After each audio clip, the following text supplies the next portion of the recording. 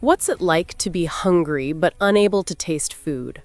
To be touched by a woman and feel nothing but the mechanical pressure of skin against skin? To stand in the rain and not know if it's warm or cold until you look down and see steam rising from your clothes? What kind of hell is it when your body works perfectly, heart pumping blood like it's supposed to, lungs pulling in air, nerves firing signals to a brain that receives them but can't translate them into anything that feels like living, but you're a ghost in your own flesh, watching life happen around you instead of to you? That was Jong Dan-woo's story. And tonight, in a penthouse that cost more than most people would see in 3 lifetimes, it was about to get so much worse. The penthouse in Yongsan sat 50 stories above Seoul like a glass coffin with a view, all chrome and cold leather and floor-to-ceiling windows that framed the city like a painting of everything he owned but couldn't enjoy. The woman, her name had already slipped through his mind like water through a sieve because they always did, gathered her clothes from his bedroom floor with hands that shook just enough to let him know she was about to cry. She'd been there 6 hours. 6 hours of trying everything her body knew, every technique that usually made men worship at her feet like she was salvation wrapped in skin and expensive perfume. Dan-woo had watched her the way you watch a documentary about insects. Interested in that distant academic way that has nothing to do with feeling and everything to do with just watching time pass. Did I do something wrong? Her voice cracked on the question, mascara running beneath her eyes like oil paint melting in the rain. Dan-woo sat on the edge of his bed, bare-chested, and the city lights caught on the ink covering his torso. Cobras coiled around his ribs like they were trying to squeeze life back into dead meat. One massive serpent striking upward along his neck, fangs frozen just below his jaw in mid-strike. Beautiful and lethal, like a warning written in skin that no one ever heeded. He stared at his hands the way a mechanic stares at an engine that won't turn over, knowing something's broken, not knowing if it's the machine or just him not understanding how to fix it anymore. "You were perfect," he said finally. And each word tasted like dust in a mouth that couldn't taste anything anymore. Then what is? How do you explain emptiness to someone who's never been hollow? "I'm broken," he said, voice flat as a funeral. "In ways you can't fix, in ways nobody can fix." She left without another word, heels clicking against imported marble like a countdown to nothing. The moment she was gone, Dan-woo walked to his kitchen, all stainless steel and sharp edges, and pulled out a knife. German steel, the kind that costs more than most people make in a week, sharp enough to split atoms, if atoms had skin. He dragged it across his palm in one clean line and watched blood well up, red as all the promises no one keeps. He felt absolutely nothing. Not pain, not even that basic animal response to tissue damage. Just the visual confirmation that, yes, his body still bled, even if it couldn't feel a goddamn thing. "Jesus Christ, Hyung!" Min-jae's voice cut through the silence like a prayer that arrived 3 hours too late. Dan-woo's younger brother stood in the doorway, still wearing yesterday's clothes, eyes red-rimmed from whatever combination of worry and exhaustion had become his default expression. 3 years sober, and Min-jae still looked like he was one bad day away from falling off the wagon. "We talked about this. You promised me one more try." "I've tried 18 therapists, Min-jae. Tried medications that turned me into a walking zombie. Tried experimental treatments that cost more than most people see in a lifetime. They all say the same thing. The bullet that was supposed to kill me 9 years ago damaged my limbic system. The parts of my brain that process pleasure and satisfaction got blown to hell and back. I'm structurally incapable of feeling good. How long do I keep pretending this is living instead of just existing in a body that forgot how to do anything except survive?" Min-jae crossed the room like a man walking toward a bomb he's trying to defuse, grabbed a kitchen towel and wrapped it around Dan-woo's hand with practiced precision. "One more," he said quietly, voice steady like he was negotiating with a man on a ledge. The new therapist arrives today. She specializes in cases like yours. Anhedonia, severe dissociation. A Nigerian woman named Chioma Olisa. She's had success with patients everyone else gave up on. They all have success stories until they meet me. Then I become the asterisk in their research papers. This one's different, Dr. Beck says.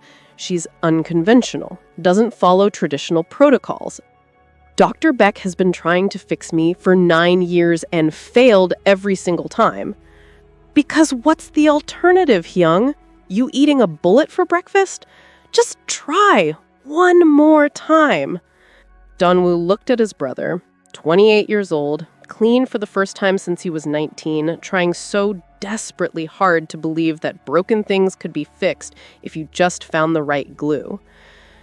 Fine, one more. But, Min-jae, when this fails, and it will fail, I need you to let me go. Can you do that? Min-jae didn't answer. They both knew he couldn't. At Murtala Muhammad International Airport in Lagos, where the air tasted like rain waiting to happen and red earth that stuck to your shoes like memory, Chioma Olisa stood in a security line that moved like molasses in winter. Everything she owned was crammed into one battered suitcase that had seen better decades.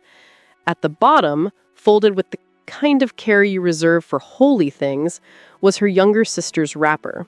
The one with yellow flowers that Adana used to say reminded her of sunshine before she forgot what sunshine felt like and swallowed an entire bottle of pills instead of asking for help one more time. 6 months since the funeral, where Chioma had stood in the rain and wondered if God was crying too, or if the universe just didn't care. 6 months since she found her baby sister's body in the bathroom, pills scattered across the floor like fallen stars that had forgotten how to shine. 6 months since she read the note written in Adana's careful handwriting. I'm tired of pretending I feel things I don't. I'm sorry I can't be fixed, sis. I know you tried. Chioma had screamed at that note like screaming could resurrect the dead. I studied for this. I specialized in depression and dissociative disorders. Why didn't you let me help you? But the dead don't answer questions, and guilt makes a home in your bones whether you send it an invitation or not. Seoul wasn't destiny calling her name. It was an escape wearing a professional smile. When the recruiter from Hunsang Psychiatric Institute had reached out, offering to cover her flight, provide housing, handle all the paperwork, Chioma had looked at her bank account. 32,000 naira. Barely enough for 2 weeks' rent in Lagos. She said yes before the recruiter finished explaining the benefits package. She just needed to be somewhere that wasn't Lagos, somewhere that didn't smell like Adana's shea butter perfume everywhere she turned. 15 hours later, jet-lagged and disoriented, Chioma stood in Dr. Beck Ji-won's office at Hunsang Psychiatric Institute. Dr. Beck was beautiful in that precise Korean way. Skin like porcelain that had never seen a pore, hair that fell in a perfect black sheet, and a smile that didn't reach anywhere near her eyes. Your credentials are quite impressive, Dr. Olisa. Johns Hopkins for your doctorate, specialized training in anhedonia and trauma-induced dissociative disorders. Dr. Beck tapped perfectly manicured nails against the file folder. But our clientele is particular. Elite Korean families. Old money. They have certain expectations about their healthcare providers. Chioma had heard this song before, the polite Korean way of saying, "You're black," and our rich clients might have a problem with that. Suffering doesn't check passports at the door, Dr. Beck, she said, keeping her voice professional but firm. Pain speaks every language fluently. And respectfully, if your elite clients are hurting badly enough, they'll take help from whoever has the skills to provide it. Something flickered across Dr. Beck's face. Maybe surprise or irritation. We'll see. I'm assigning you to our most challenging case, Jang Denwoo. He's been my patient for 9 years. severe anhedonia following traumatic brain injury.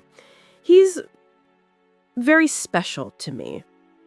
The way she said special made something in Chioma's chest tighten. I've invested significant time and personal effort into his treatment. Professional boundaries existed for a reason, and Dr. Beck was tap dancing on that line in 4-inch heels. What therapeutic approaches have you tried with him? Everything modern psychiatry has to offer. SSRIs, SNRIs, atypical antipsychotics, electroconvulsive therapy, transcranial magnetic stimulation, ketamine-assisted psychotherapy. Nothing works. His condition is permanent. Dr. Beck's eyes went hard as diamonds. I'm only assigning you to him because our board insists on trying new approaches. But Dr. Elisa, don't give him false hope. That's crueler than honesty. Help him accept his reality. Chioma studied the woman across the desk, saw something hungry and possessive lurking beneath the professional veneer. I won't give him false hope, she said carefully, but I also won't give him false despair. Sometimes acceptance comes after you've tried everything, not before. If you're already feeling the pull of the story, if something in these words is touching that place in your chest where your own fears about emptiness and disconnection live, hit that subscribe button right now. Turn on notifications, because what happens when these two broken people finally meet will either heal them both or destroy everything they touch. The therapy room was designed to be calming. Soft lighting, neutral colors, leather furniture that probably cost more than Chioma's entire education. Jang Dan-woo sat in the chair like a king who'd gotten bored of his kingdom. Dressed in all black that made the tattoos visible at his collar look like they were trying to escape his body, the cobra's head striking up from beneath his shirt, intricate scales wrapped around what she could see of his neck, and a smile that didn't reach anywhere near her eyes. "You're number 19, he said without preamble. His voice was rough like gravel on concrete. Dr. Beck says you specialize in cases like mine, that you've had success with anhedonia patients everyone else gave up on. I don't believe in cases like yours, Chioma said, settling into the chair across from him. Every brain is different. Every trauma leaves its own unique fingerprints. You're not a category or a diagnosis. You're a person, a human being who's suffering. Poetic. Wrong, but poetic. He studied her with those empty eyes. I can't taste food. Everything tastes like wet cardboard. Can't feel physical pleasure or pain. I could break my hand and not know it except for seeing broken bones. Can't experience joy or sadness, no anger, no fear, nothing. I'm a ghost driving a meat suit. So tell me, Dr. Elisa, what's your miracle cure for a man who's already dead but forgot to stop breathing? I don't do miracles, Chioma said, leaning forward slightly. I do work. The hard, uncomfortable, sometimes painful kind that most people quit halfway through because it's easier to stay broken than to fight for healing when you're not even sure healing exists anymore. I can't feel pain either, so that particular threat doesn't land. I'm not talking about physical pain. I'm talking about the pain of remembering what it felt like to be whole, the pain of hoping things might get better and being disappointed again, the pain of trying and failing and having to wake up the next morning and try again anyway. That kind of pain. Tell me about before the injury. What did satisfaction feel like back when you could still feel it? Something flickered in those empty eyes, surprised that someone would ask about ghosts instead of trying to exorcise them. Why does it matter what it used to feel like? That person is dead. He has been for 9 years. Humor me. Dan-woo was quiet for so long, Chioma thought he might not answer. Then, so quietly, she had to lean forward. My mother made kimchi jjigae every Sunday. She'd start early in the morning, let it simmer for hours until the whole house smelled like home, like family, like everything good that exists in the world. The first bite would burn your tongue, not in a bad way, but in that way that wakes you up, makes you pay attention, makes you feel alive. Like your taste buds were throwing a party and everyone was invited. His voice went distant, hollow. I haven't tasted anything in 9 years. Not her food before she died. Not expensive whiskey. Not even my own blood when I cut myself, just to see if maybe this time the pain will register. Close your eyes, Chioma said. What? Close your eyes. Describe the kimchi jjigae. Not how it tastes now. You can't taste now. How it tasted then. Every single detail you can remember. Dan-woo closed his eyes and Chioma watched his face carefully. It was hot enough to make you blow on the spoon, spicy but not overwhelming. You could taste all the layers underneath the heat. The tofu was soft, almost melting on your tongue. The pork had this perfect char on the outside, tender on the inside. My mother always added too much garlic because she said there was no such thing as too much garlic. A ghost of a smile touched his lips. And the broth. God, the broth was like drinking comfort itself. He stopped, opened his eyes. They were wet. Did you just... Chioma's heart raced. Did you taste it? Even for a second? I don't know. Dan-woo's hands were shaking. Maybe. Or maybe I just remembered what tasting felt like so clearly that my brain tricked itself. I haven't cried in 9 years. Didn't think I could anymore. Your brain isn't structurally broken, Dan-woo. Not completely. It's psychologically locked. The scans show damaged sheer limbic system, yes, but the continuing anhedonia, that might be your brain's way of protecting you from feeling anything. Because feeling means vulnerability, and vulnerability is what got you shot. She paused. We're going to teach it that feeling is safe again. Memory reconsolidation therapy. Your brain can't access pleasure directly anymore, but it remembers what pleasure felt like. We're going to build a bridge from memory to present experience. And if it doesn't work, then we try something else. But Dan-woo, you have to actually want this to work. Want to do the work even when it's hard. Dan-woo looked at her for a long moment, and something shifted in those empty eyes. Not hope, exactly. More like curiosity. The faintest flicker of maybe. Call me Dan-woo. And yeah, let's do the work. Over the next 8 weeks, something impossible happened. Chioma rebuilt Dan-woo's world one memory at a time, and slowly, so slowly it was almost imperceptible at first, he started to feel again. Week 1, he could access maybe 5 seconds of remembered sensation before it faded. Week 2, 10 seconds. Week 3, he started noticing patterns. When Chioma was in the room, guiding him with her voice, the memories came easier, lasted longer, felt more real. Her presence became an anchor, a safety signal that told his knockdown nervous system it was okay to open the doors just a crack. Week 5, they had their first real breakthrough. Dan-woo bit into samgyeopsal at his favorite restaurant, while Chioma described the taste using his own memories as a template. Something clicked, like a key finding the right lock. For maybe 30 seconds, he actually tasted it. Not perfectly, not like before, but enough to know it was real pork, real salt, real smoke.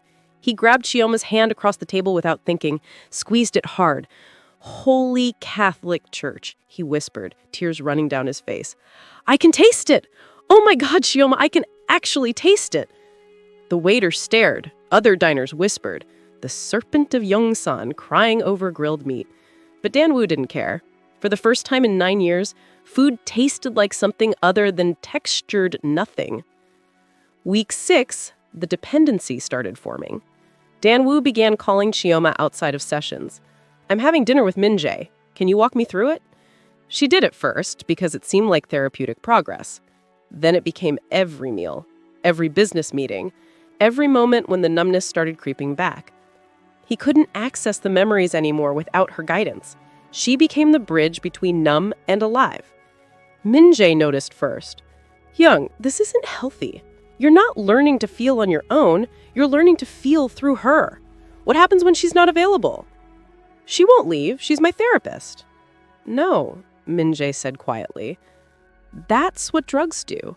They're always there when you need them until they're not. And I would know. But Dan-woo didn't want to hear it. For the first time in 9 years, he felt almost human.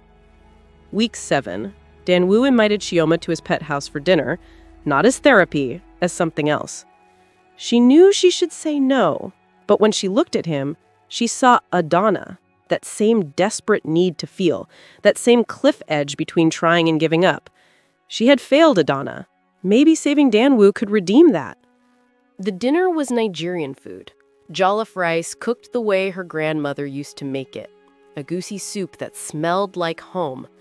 Puff-puff that filled the penthouse with memories. Dan-woo couldn't taste any of it directly, only when Chioma described her own experience. "Tell me about the first time you had jollof rice," he said, watching her with intensity that had nothing to do with hunger. She closed her eyes. "I was 6 years old, my grandmother's kitchen in Lagos. She cooked over firewood. The smoke got into everything, your clothes, your hair. The rice was red as blood, every grain separate. She'd give me the crusty bits from the bottom. They'd crunch when you bit down. Tasted like love tastes when your grandmother makes it." Dan-woo watched her face, and something happened that hadn't happened in 9 years. He felt something that wasn't a memory, something present, real. Emotional desire, the want to make her happy, to see her smile. "I think I'm falling in love with you," he said, raw and unplanned. "Or maybe I'm falling in love with the ability to feel anything at all. I don't know the difference anymore." "Dan-woo, that's transference. It's normal in therapy, but it's not real love." "Does it matter? If you're the only person who makes me feel human, does it matter what we call it?" She should have said yes. Should have protected them both. Instead, she kissed him. They made love in his bedroom, with Seoul glittering beyond the windows. Dan-woo couldn't feel his own body directly, but Chioma guided him through it, describing her sensations in vivid detail. He experienced pleasure through her pleasure, felt through her feelings. Afterward, he whispered against her hair, "You cured me." But Chioma knew the truth. She hadn't cured him. She had become his drug. The next month was Intoxication, disguised as healing. Dan-woo couldn't eat without Chioma on the phone, couldn't sleep without her voice, couldn't function without her constant presence. His organization noticed, his rivals noticed, and Dr. Beck noticed most of all. Dr. Beck had been in love with Jang Dan-woo for 9 years. The possessive kind. The kind that says if I can't have him, no one gets to. She'd watched him choose Lee Soo-jin, then watched Soo-jin abandon him. Had waited patiently for him to turn to her. He never did. Stayed empty, unreachable. Then Chioma arrived. Within weeks, Dan-woo was feeling again, living again. For her. Dr. Beck couldn't have him, but she'd burn the world before letting anyone else have him either. After a thorough research, she got the phone number of one of those who wanted to cut off the serpent's head. Dr. Beck made a phone call to Hwang Tae-song, leader of the Red Crane Syndicate, Dan-woo's most dangerous rival. "I have information about Dan-woo's vulnerability. Interested?" Money changed hands, plans were made. "Are you wondering what happened next as much as I am? If yes, good. Hold on to that feeling, because what happens next will either restore your faith in love or shatter it into pieces so small you'll never find all of them again." Week 12, Dr. Beck set her trap with precision. She'd created a patient file, invented a wealthy businessman with symptoms similar to Dan-woo's, scheduled his appointment on Tuesday at 2 p.m., knowing Dan-woo had his own session at 3 p.m.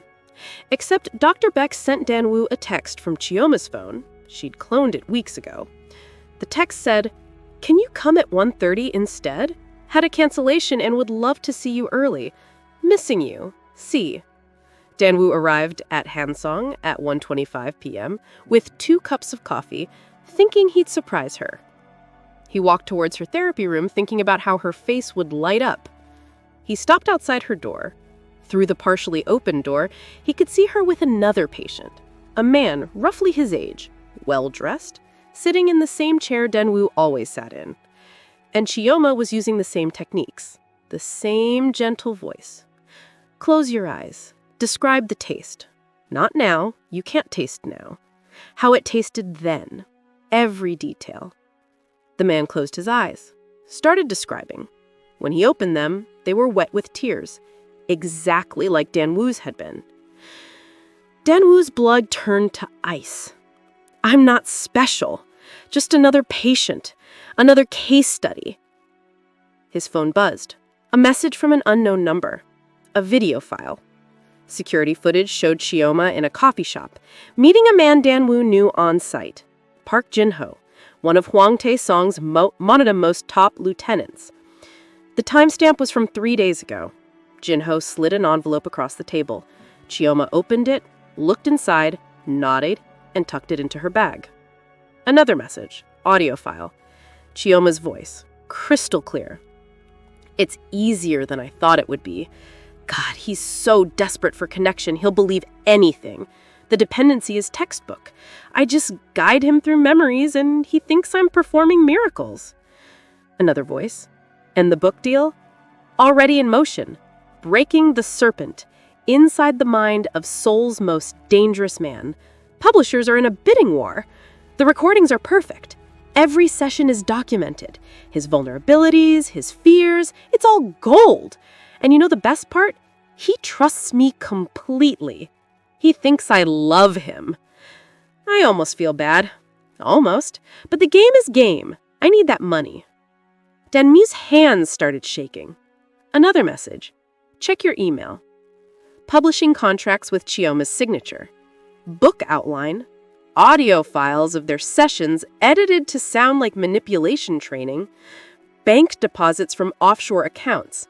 PDF of the first 3 chapters describing his trauma in clinical detail.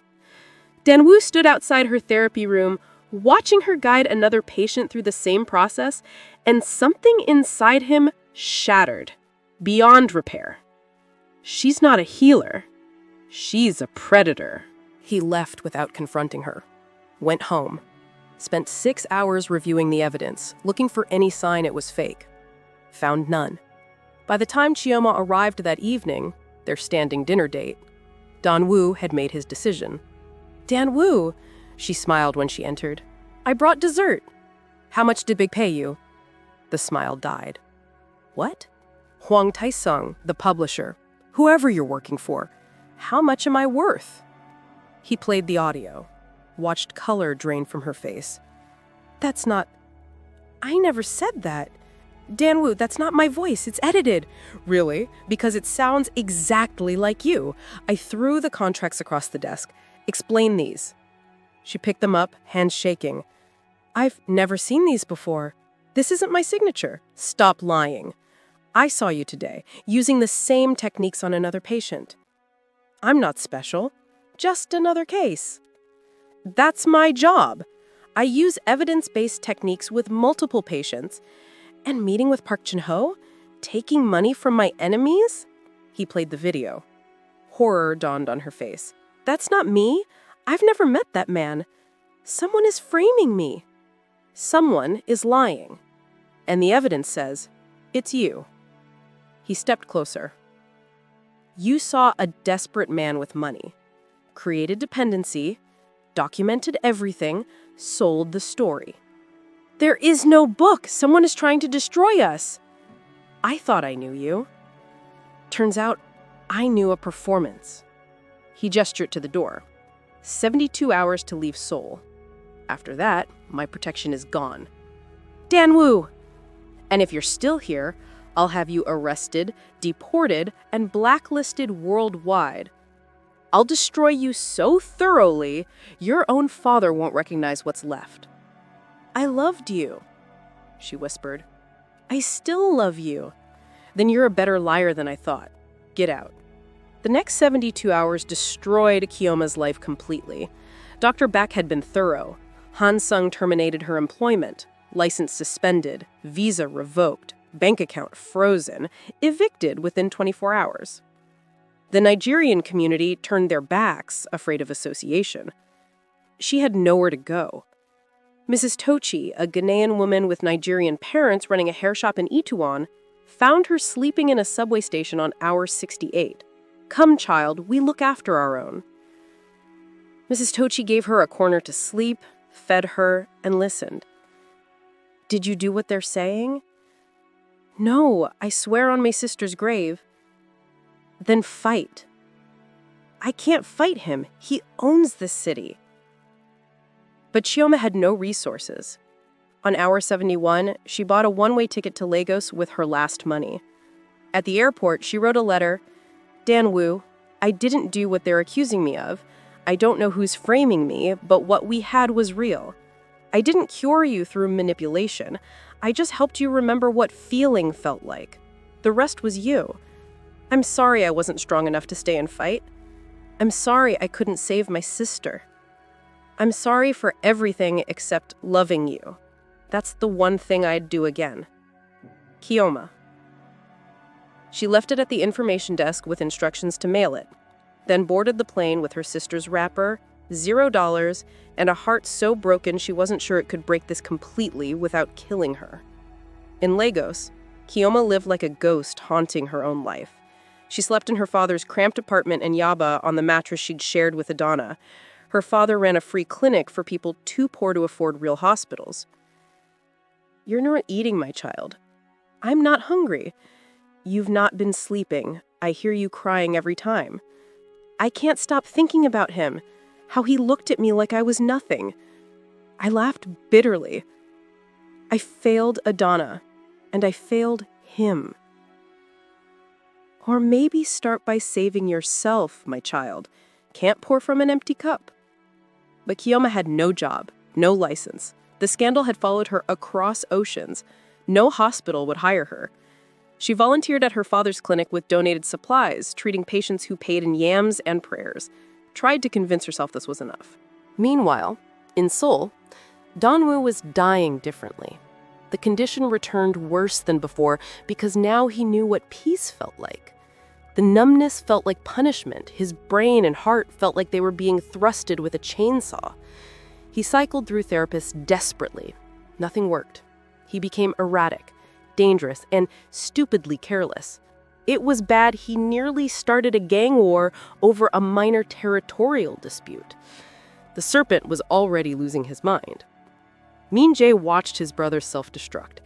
"You don't believe she did it," he said one night. "The evidence? Screw the evidence. Do you believe she manipulated you?" Long silence. Then, "I don't know what I believe anymore." "Then find out the truth before you finish destroying yourself." But Danwon was afraid. Afraid that investigating would prove Chioma innocent. Afraid of facing what he'd done to her. Then Hwang Tae-sung, his worst enemy, struck. Ambush at Danwoo's restaurant. Danwoo took 2 bullets, shoulder and thigh. He went down hard, but this time was different. This time, he felt it. He felt that pain. Oh God, he felt it. Actually felt the pain. Hot and sharp and terrible, and the most beautiful thing he'd experienced since Chioma left. He started laughing as Min Jae dragged him to safety. "I can feel it. I can actually feel it." 3 days later, in the hospital, recovering from surgery, Danwoo had an epiphany. The pain proved his brain could feel. It wasn't structurally broken, it was psychologically locked. Chioma hadn't cured him through manipulation. She'd made the ability to feel safe. "I need to see the evidence again," he told Min Jae. "All of it, and I need our best forensic analyst." 2 weeks later, they found the truth. The audio was expertly edited. Chioma's voice, but words sliced from different sessions, contexts removed. The video was deep-faked. Sophisticated, but fake. The contracts were forgeries. The bank deposits traced to Hwang Tae-sung's shell companies. Security footage showed Dr. Beck copying files from the server room. The same USB drive that was later delivered to Danwoo. She was telling the truth, Min-jae said quietly. Danwoo's face drained of color. I destroyed her for nothing. Danwoo's wrath burned the city of Seoul. Dr. Bak's arrest was public and brutal. Danwoo released all the evidence he had gathered proving Chioma's innocence and how Dr. Bak had staged everything. Within 48 hours, she was stripped of her license, arrested for conspiracy and fraud. As for the Hwang Tae-sung syndicate, Danwoo waged the most brutal war in the history of Seoul. The syndicate was ruthlessly dismantled in 3 days. But revenge didn't fix what Danwoo had broken. Peace was nowhere to be found. His mind and heart longed for one woman. He longed for her forgiveness. For a week, he didn't know what to do. Would Chioma ever listen or give him another chance? After digging deep with his vast resources, he found everything he needed to know about Chioma. He flew to Lagos with no plan except to beg. Found her at her father's clinic in Yaba. Small, cramped, poorly ventilated. She wore scrubs that had seen better years and was treating a child's infected wound. She looked up when he entered. Didn't gasp or run, just looked at him with eyes that had learned to guard themselves. What are you doing here? I know the truth. I know Dr. Bak framed you. I know you were innocent. I know saying I'm sorry doesn't even begin to cover what I did to you.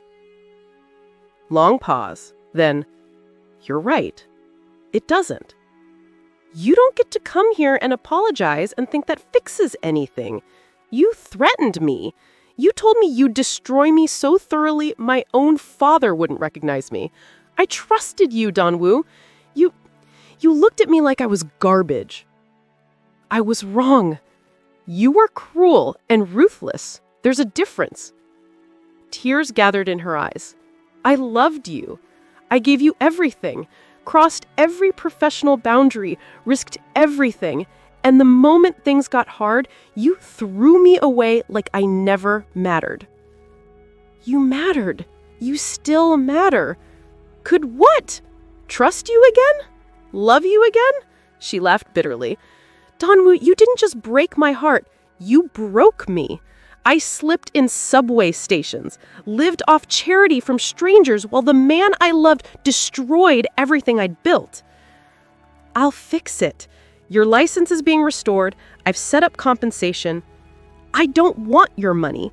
I don't want your guilt or your redemption. I want you to leave. Let me rebuild my life without you in it.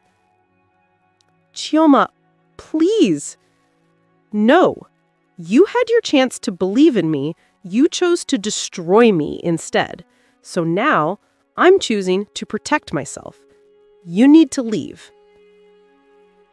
I'll never stop trying to make this right, even if you never forgive me. Then that's your burden to carry, not mine. She turned back to her patient. Goodbye, Danwoo. He stood there, frozen, looking at her hands as she worked, those same hands that had guided him back to feeling. And in those hands, beneath the medical supplies, he saw something. He quickly scanned through everything in seconds. It was her sister's wrapper, those yellow flowers. But now there was something else, something white, rectangular. It was a plane ticket to Seoul, business class. Someone had spent serious money. Departure date, tomorrow. A note attached he couldn't read from this distance. Chioma's hands were shaking as she tried to hide it, as she realized he'd seen it, as carefully built walls started cracking. Their eyes met, and in that moment, everything, every word she just said, every wall she just built, every goodbye she just delivered, hung suspended in the space between them like a question neither of them knew how to answer. Who sent the ticket? Why? Was she planning to use it? Had she already decided to come back before he showed up and complicated everything? And most importantly, what happens next? Subscribe now, because what comes next will change everything you think you know about love, forgiveness, and whether some betrayals cut too deep to ever heal. Hit that notification bell. This story isn't over. It's just beginning, and you do not want to miss what happens when two broken people have to decide whether to fix each other or walk away forever.